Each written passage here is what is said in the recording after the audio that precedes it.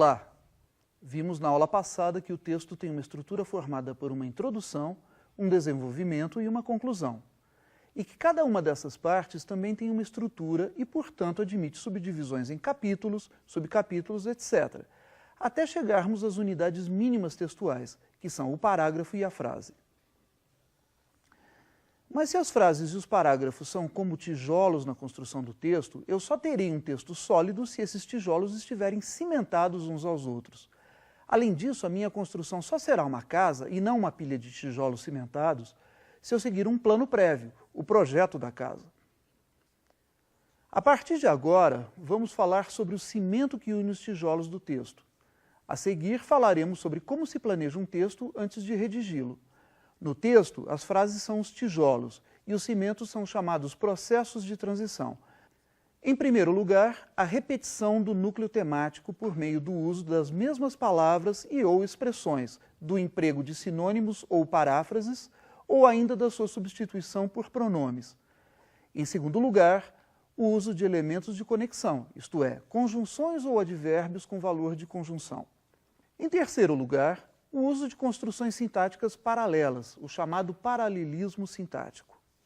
No exemplo a seguir, os núcleos temáticos estão representados por números entre colchetes.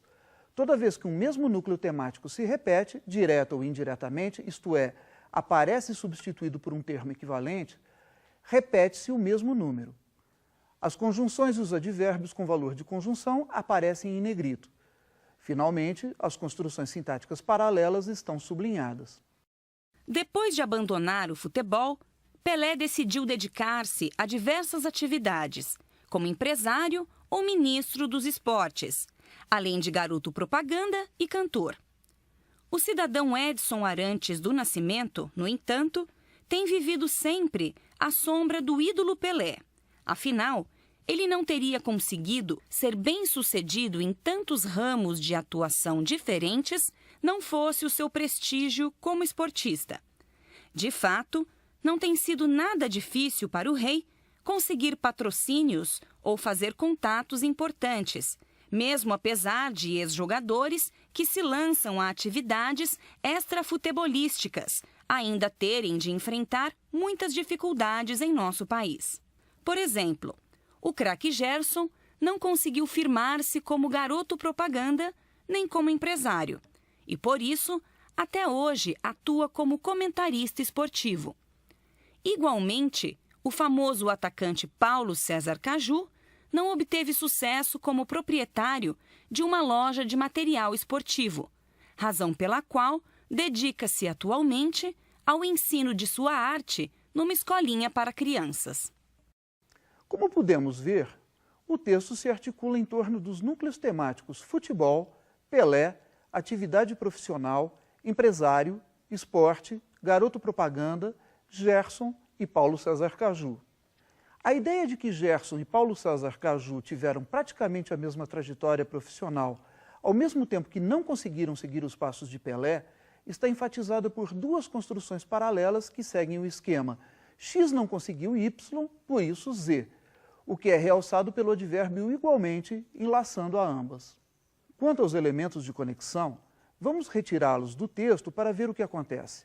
Os tijolos continuam no lugar, mas pela ausência do cimento, a parede fica frágil. Observe.